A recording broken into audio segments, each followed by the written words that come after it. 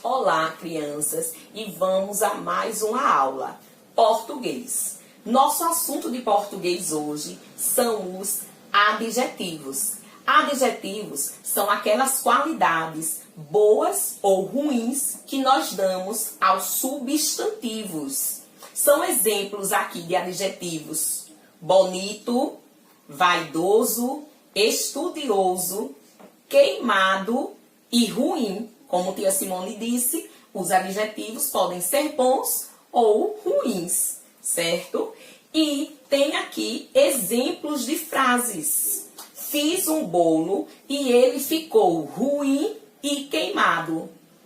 O bolo é o substantivo. Os adjetivos do substantivo bolo foram ruim e queimado. Meus alunos são estudiosos, educados e felizes. Alunos é o substantivo ao qual eu estou me referindo. E as qualidades dos meus alunos nessa frase foram estudiosos, educados e felizes. Nós também vamos estudar hoje o grau do adjetivo. O grau do adjetivo, ele pode ser comparativo de igualdade, de inferioridade ou de superioridade. Como o nome já diz, o grau comparativo eu vou comparar. As palavras que geralmente tem quando o grau comparativo é de igualdade, eu uso tão. Quando ele é de inferioridade, menos. E quando ele é de superioridade, mais. Vamos ver os exemplos de algumas frases com o grau do adjetivo. A boneca é tão bonita quanto o boneco. Então, essa frase é classificada como grau comparativo de igualdade. A boneca é tão bonita quanto o boneco. As palavras tão e quanto determinam que o grau é de igualdade. Na frase, a boneca é mais bonita que o boneco, está no grau comparativo de superioridade. As palavras mais e que indicam o grau de superioridade.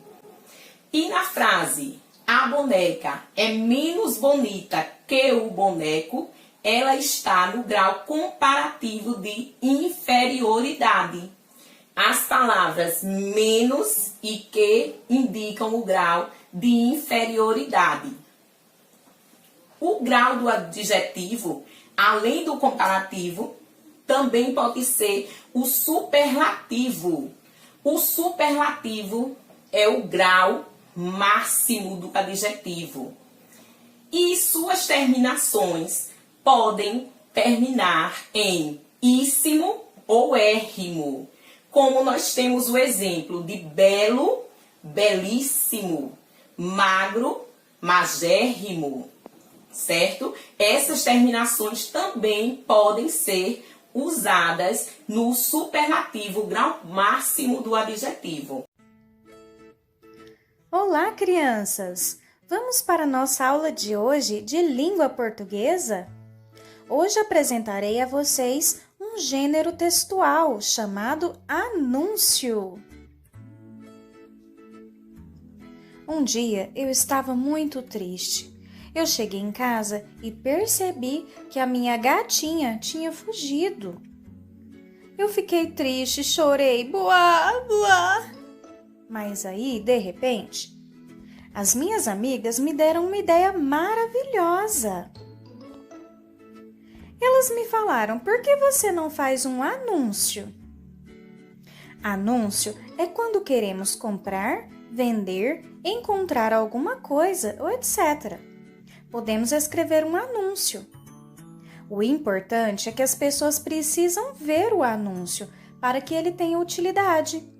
Podemos escrever o anúncio e enviá-lo para jornais, revistas, podemos produzir folhetos, podemos até mandá-lo para a televisão, para o rádio, internet e muito mais. Cuidado com anúncios falsos. Principalmente hoje em dia na internet, existem muitos anúncios falsos que querem nos enganar. Prometem várias coisas e não cumprem, como por exemplo, podem fingir estar vendendo algum produto e esse produto nem existir.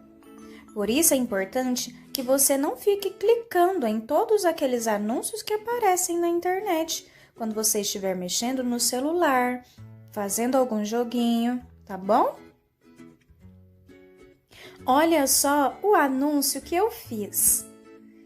Fiz o seguinte texto: procura-se uma gatinha branca com cinza, atende pelo nome de Fofinha. Se tiver informações, entrar em contato com Aline. Telefone 62 1234 4321. Veja neste anúncio algumas características desse gênero textual. Primeiramente, eu preciso mostrar o objetivo do meu anúncio. Neste caso, eu estava procurando algo. Procurando o que mesmo? A minha gatinha.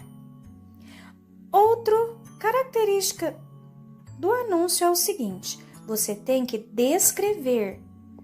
Neste caso, como eu estava procurando a minha gatinha, eu fiz uma breve descrição dela.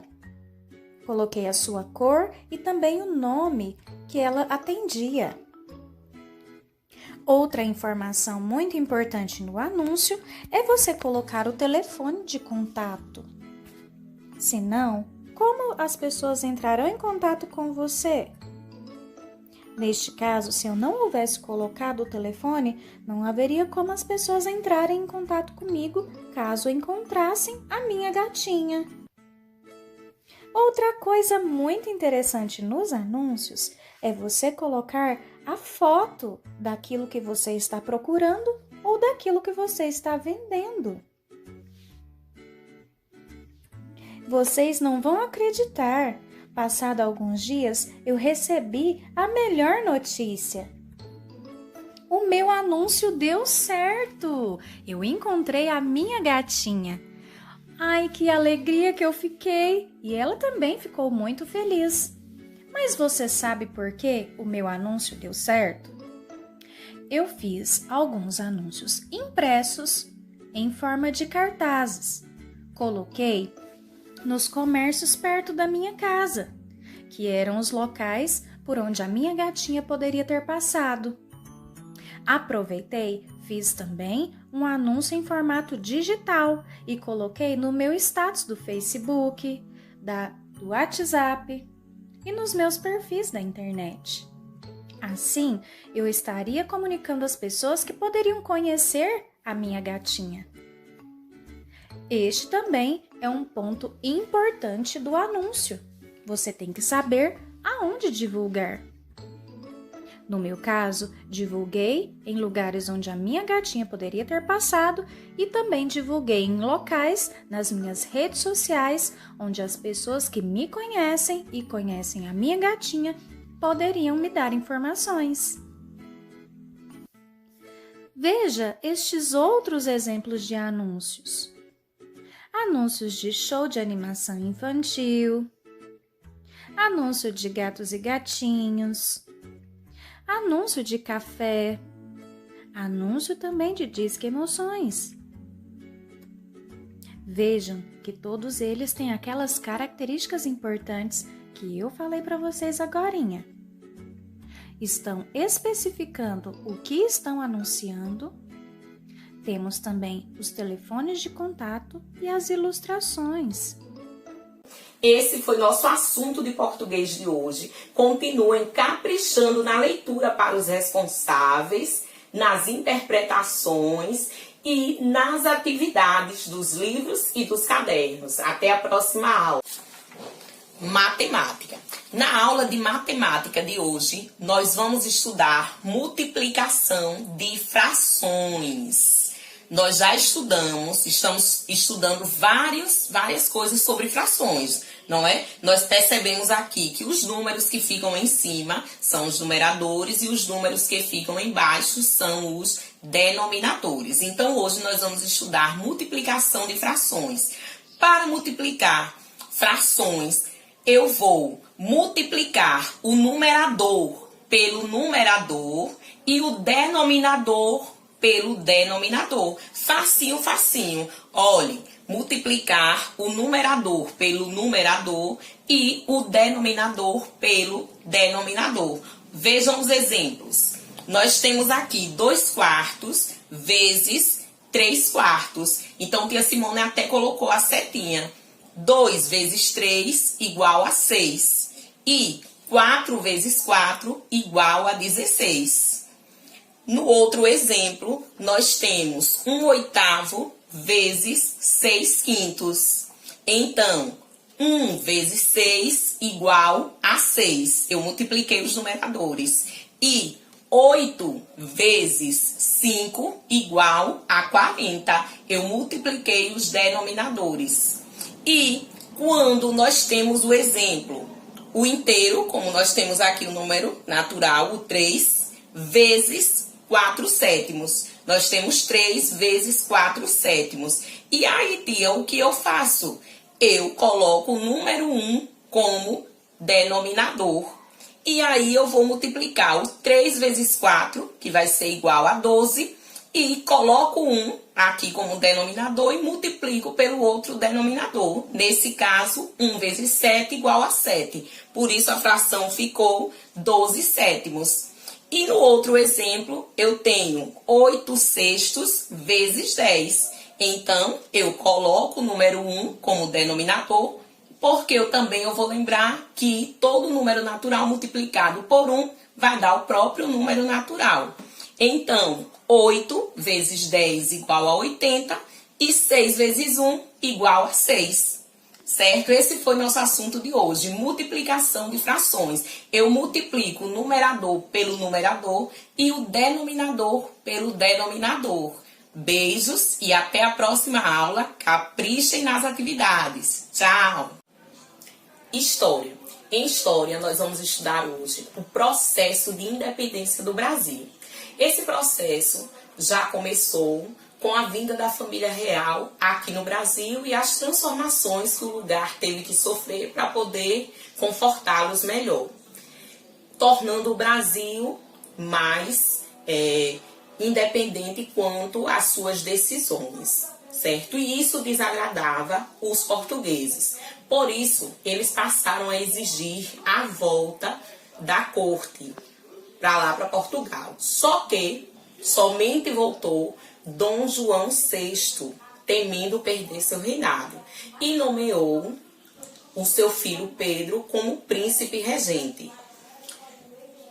Em 9 de janeiro de 1822, ficou conhecido como o Dia do Fico, porque o príncipe Dom Pedro, ouvindo conselhos de brasileiros que eram fortes política e economicamente, principalmente esses brasileiros de Minas Gerais, Rio de Janeiro e São Paulo, que o apoiavam, ele decidiu não voltar, porque na realidade os portugueses exigiam também sua volta.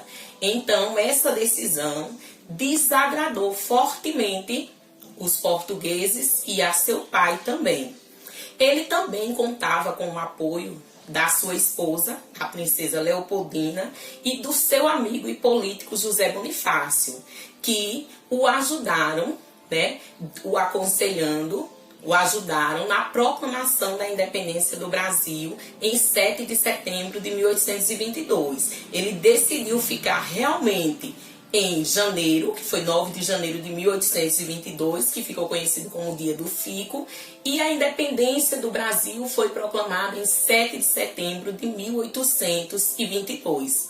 Mas não bastava somente essa independência ser proclamada. Os outros países tinham que aceitar o Brasil não mais como colônia, e sim como um país independente. O primeiro país a aceitar essa independência foi os Estados Unidos, seguido por Portugal, mas a Portugal tiveram que pagar uma grande quantia, como se fosse uma indenização, um pagamento por essa independência, e posteriormente a Inglaterra, quando o Brasil concordou na abolição da escravidão. estudem, fazendo a leitura dos livros, respondendo às atividades com atenção e caprichem nas atividades. Geografia. Nós vamos dar continuidade ao nosso assunto população, as diferentes culturas. Vocês vão assistir hoje um vídeo que mostra um pouco quanta mistura de raças, de povos diferentes existe no nosso Brasil. Pessoas com costumes, com modos de vida diferentes, com hábitos diferentes, mas que vivem todos reunidos nessa grande nação que é o Brasil. Nós sabemos que nosso país foi colonizado pelos portugueses, eles ficaram muito tempo dependentes. Teve a vinda dos escravos para cá, os indígenas que já existiam aqui. Então existe uma miscigenação, uma mistura de raças na população brasileira. Diferentes gostos, diferentes culturas, costumes. Então nesse vídeo que vocês vão assistir agora, vocês vão ver um pouco de tudo isso. E em seguida vão caprichar nas atividades, certo? Beijos e até a próxima aula. Olá, pessoal! Tá joia? Espero que sim. Bem, estamos aqui para mais um vídeo e agora nós vamos falar um pouquinho sobre a formação étnica da população do Brasil. Bem, o Brasil é o 5º maior país do mundo, como vocês já sabem, e o 6º maior em população do planeta. No entanto, nossa nação é caracterizada por sua grande miscigenação, ou seja, mistura racial. Quando os portugueses chegaram ao território nacional, encontraram uma população nativa formada por grupos indígenas. Com a colonização e a necessidade maior de trabalho, foi tomada uma decisão cruel, ou seja, trazer à força, no caso sequestrados de suas terras de origem, milhares de africanos negros. A partir disso, já iniciou-se uma intensa miscigenação. Mas temos que destacar que o nosso país é bem diversificado, principalmente por ser um território imenso. Irá apresentar muitas diferenças culturais e étnicas. Na região norte e nordeste, há uma maioria da população considerada parda, ou seja, mestiça. Na região centro-oeste, há um maior equilíbrio entre pardos e a população que se considera branca. Já no sul e no sudeste, a maior parcela da população é considerada branca, tendo em vista a grande quantidade de imigrantes italianos e alemães, principalmente, que vieram trabalhar na produção do café e nas indústrias que estavam surgindo aí no final do século XIX. Diante disso, poderíamos até pensar, no Brasil não há preconceito racial, tendo em vista que a maior característica do país é exatamente sua formação composta por uma complexa mistura racial. Porém, infelizmente, não. Estudos apontam que a superação do racismo por aqui ainda é um sonho, já que casos de racismo são constantes. Hoje, existem leis que criminalizam o racismo, certamente, mas não há ainda a consciência de que isso de fato é um pensamento preconceituoso e sem fundamento lógico nenhum, já que apesar de sermos únicos e diferentes uns dos outros, sejamos índios, negros, mestiços, cafusos, caboclos, brancos, asiáticos, todos nós somos de uma única raça. Nós somos seres humanos. Ciências. E na nossa aula de hoje nós vamos falar sobre a alimentação dos animais. Daqui a pouco vocês vão assistir a um vídeo que fala um pouco sobre isso, pois de acordo com o alimento que consome, além de herbívoros, carnívoros, onívoros, onde nós estamos nessa classificação de onívoros, os animais também podem ser classificados em detritívoros, que é o caso dos animais que se alimentam de restos de animais e plantas mortos, certo? Que se alimentam de fezes, que é o caso da larva da mosca, de urubu, certo? Esses animais, eles são classificados em detritívoros. Pois nós também já estudamos que nós, seres humanos e os outros animais, dependemos de outros seres para sobreviver, né? De outros animais, de plantas, para poder sobreviver. Nós nos diferenciamos das plantas também nesse sentido, pois as plantas são os únicos seres que produzem o seu alimento. A gente já estudou vídeo, já falou sobre isso, sobre o processo da fotossíntese, da alimentação das plantas. E hoje a gente vai conhecer um pouco mais sobre a classificação dos animais de acordo com o alimento que consome. Assistam com atenção e caprichem nas atividades. Tchau! Hakuna Matata. É lindo dizer. Hakuna Matata. Sim, vai entender. Você já deve ter percebido que após um longo período sem comida, ficamos fracos, tontos. Isso acontece porque é dos alimentos que nós e todos os outros animais retiramos a energia necessária para realizar as nossas atividades e para que o nosso corpo continue funcionando normalmente. Sem alimento, ficamos sem energia. Cada grupo de animais possui sua própria dieta alimentar. Alguns animais comem frutas, outros comem apenas carne e outros comem qualquer coisa que encontrarem pela frente. Os animais podem ser classificados de acordo com o tipo de alimento que ingerem. Eles podem ser carnívoros, herbívoros ou onívoros. Mas o que essas palavras estranhas querem dizer? Os animais carnívoros são aqueles que se alimentam de outros animais. Pumba, por exemplo, que é um javali, e o timão, que é um suricato, eles gostam de comer insetos, por isso eles são carnívoros, eles comem outros animais. E os leões, assim como o Simba, também são animais carnívoros. Eu também não sei se eu ia gostar muito de comer esses bichinhos. Mas e esses insetos? Eles comem o quê? A maioria dos insetos come plantas e frutinhas. Por isso, eles são chamados de herbívoros. Mas e nós, pessoas? Comemos vegetais e frutas, mas também comemos carne. Por isso que somos chamados de onívoros. Então, as girafas são animais herbívoros, isso mesmo. E também os coelhos, os elefantes, as vaquinhas. Agora, vamos pensar um pouco. Eles são herbívoros porque se alimentam de vegetais.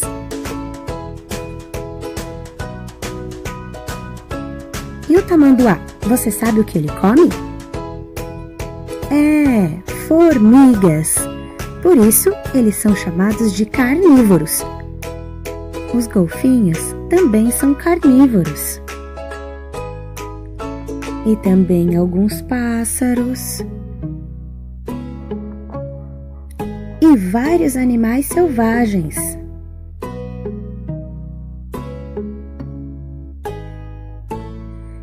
E você sabia que não somos só nós seres humanos que somos onívoros?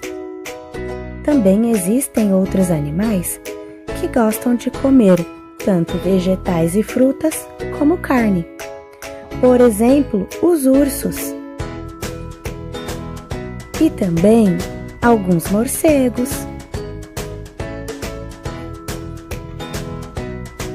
E é claro, nós, pessoas. Artes. E na aula de artes de hoje, nós vamos confeccionar um cartão para alguém muito especial, certo? Olhe, todos os dias é o dia do pai, o dia da mãe, o dia da criança, o dia do professor, mas sempre é comemorado pela sociedade, todo segundo domingo de agosto, o dia dos pais, certo? Apesar de, como tia Simone disse, todo dia ser o dia do pai, da mãe, porque todo dia é dia de respeitar, todo dia é dia de dar amor, de dar carinho, de tratar com atenção, certo? Quem não tiver o papai mais do lado por algum motivo, como por exemplo tia Simone mesmo, não tem mais o papai do lado. Ele, infelizmente, já faleceu. Então, quem não tiver o pai do lado por algum motivo, pode confeccionar o cartão para um irmão, para um tio, para um padrinho, para o vovô, né? Para um amigo, para a mamãe, certo? Para quem achar que merece ganhar esse cartão em homenagem a esse dia. Mas lembrando que todo dia é dia de todos nós. E vão assistir também a um vídeo com uma homenagem para os pais. O cartão simples, vocês vão usar uma folha que a Simone vai disponibilizar, as canetinhas coloridas. Vocês podem dobrar a folha ao meio, como tia Simone dobrou, certo? Ou então, se não quiser fazer com a folha inteira, vocês cortam e dobram ela direitinho, fazem um caprichado desenho usando as canetinhas coloridas, o hidrocor. E a Simone não vai fazer para não influenciar no cartão de vocês. Cada um vai usar e abusar da sua imaginação. Faz um desenho e dentro vai colocar, por exemplo, de Simone para Lauro, se meu pai estivesse aqui, não é? Aí dentro vocês vão fazer um desenho ou uma mensagem. É melhor uma mensagem, que eu tenho certeza que vocês vão caprichar. E pode também embaixo fazer um desenho e colorir bastante. Caprichem, assistam ao nosso vídeo, a essa homenagem com atenção. E lembre-se que todo dia é dia de respeitar o pai, a mãe, o avô, a tia, a criança, certo? Todo dia é dia de todos nós, mas para todos nós também tem uma data especial. Beijos, caprichem, até a próxima aula e quero ver o desenho, o cartãozinho no nosso grupo, as fotos. Tchau!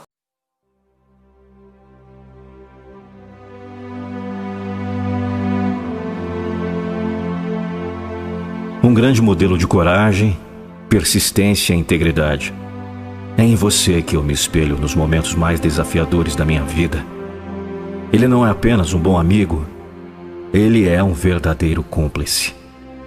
Ele acobertava as minhas travessuras, me trazia os melhores presentes, me levava em suas maiores aventuras.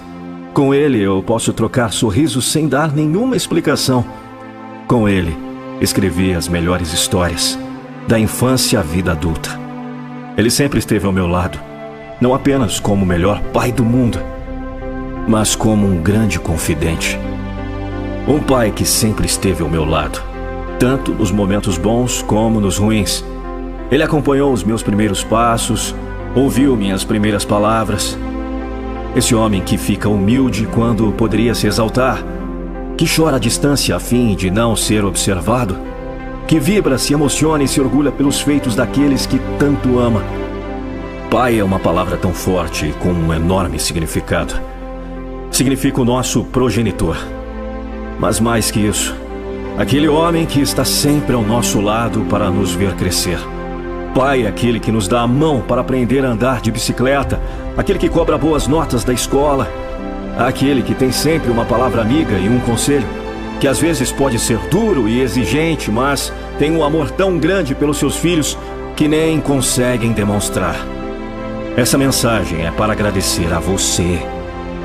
Dia do pai trabalhador, dia do pai honesto, dia do pai amoroso, dia do pai lutador, dia do pai que sempre busca seus objetivos, dia do pai conselheiro, dia do pai chorão.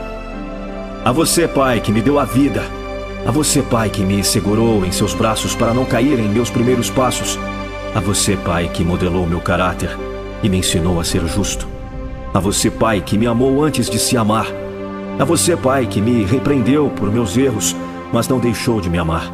A você, pai, que me viu crescer e se tornar pai e ainda me trata como criança. A você, pai, que me aconselhou e me encorajou. A você, pai, que sempre me recebia com sorrisos e braços abertos.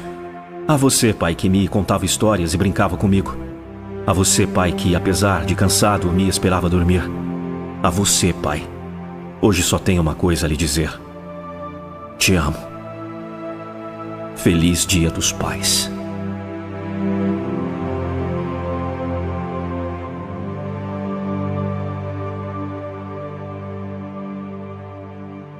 Compartilhe com seu pai. Religião, momento de agradecimento. Na nossa aula de religião hoje, vocês vão agradecer a Deus, procurar um momento assim do seu dia para conversar com Ele e agradecer por tudo de bom que Ele tem nos dado. Já começa pelo dom da vida, o fato da gente acordar todo dia, poder ver a luz do dia, poder ver nossos responsáveis, nossos pais, e vamos ser cada dia mais gratos a isso.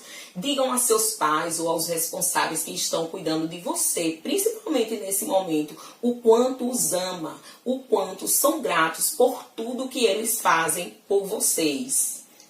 E em educação física, nós vamos hoje assistir a um vídeo com alguns exercícios físicos. Na aula passada vocês confeccionaram cartaz, não foi? Confeccionaram cartaz e leram sobre a importância da preparação antes de a gente fazer uma atividade física. Então vocês vão assistir a esse vídeo, em seguida vão colocar seu tênis, sua roupa confortável, que você se sinta bem para malhar, e vão convidar o papai, a mamãe ou o irmãozinho para malhar junto com você assistindo esse vídeo. Se quiser gravar esse momento, porque o vídeo é curtinho, os exercícios, se quiser gravar esse momento e enviar para a tia Simone no nosso grupo, tia vai gostar, viu? Beijos e até a próxima aula.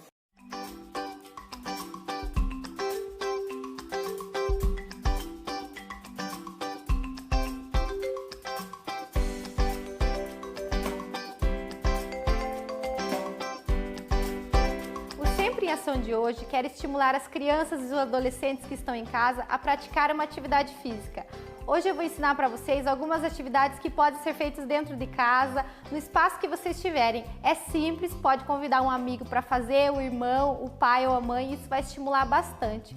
Porque nesta fase os hormônios estão em desenvolvimento, as crianças estão em crescimento e a atividade vai ser muito importante. Então, exercício para a gente começar, vocês podem escolher o lugar da casa de vocês, ou pode arrastar o sofá, pode fazer em qualquer lugar. Os meninos vão começar caminhando, podem começar, meninos. Hoje eu convidei o Isaías, o Caio e o Diogo para participar. Isso, a caminhada é só para aquecer, podem parar no lugar, meninos. Isso, e vão começar a corrida estacionária, subindo as duas pernas, uma de cada vez, sobe, podem começar correndo. Isso, esses exercícios podem ser feitos de repetições de 1 minuto, podem fazer bem devagar se tiver muito difícil, pode acelerar. É um exercício que fica divertido para fazer e que já está praticando uma atividade física. Isso, podem parar, respira. Agora o próximo exercício é perna na frente e atrás e o braço alternando da perna. Esse exercício também é um aquecimento muito bom. Isso, perna para frente e para trás e o braço contrário da perna, fazendo exercício no lugar.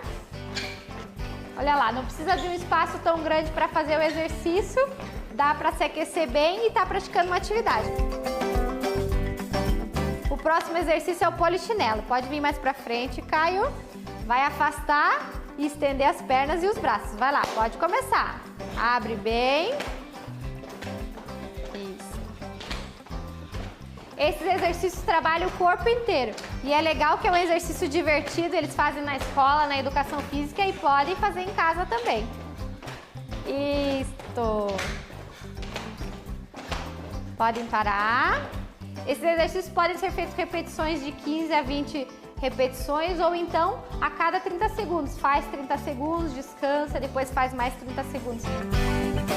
Agora o exercício para finalizar é sentado. Esse exercício vai trabalhar o corpo todo, é um bom alongamento. Pode segurar nas mãos, vai lá, estendeu todo o corpo, olha para cima, bem devagar. Isso, volta para frente, um ajuda o outro a voltar, vai bem para frente.